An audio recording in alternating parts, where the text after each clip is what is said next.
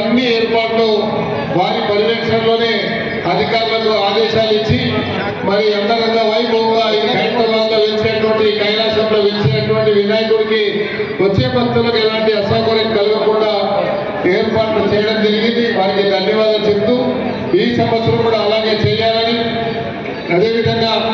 Police సిబ్బంది మా city commissioner గారు శ్రీవి ఆనంద్ గారు,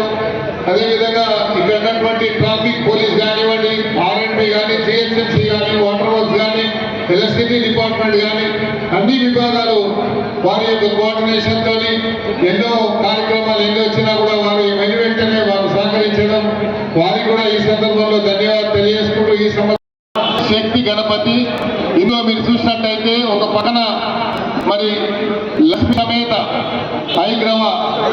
హైగ్రీవ స్వామి ఉన్నారు, పూరి జగన్నాథ స్వామి ఉన్నారు,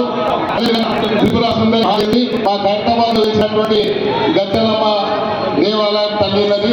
ఇది అనిల్ కుమార్ యాదవ్ గారు, మా మేయర్ గారు, ఉత్తమ కమిటీ ఆధ్వర్యంలో కొద్దిగా వెనకకి జరగండి.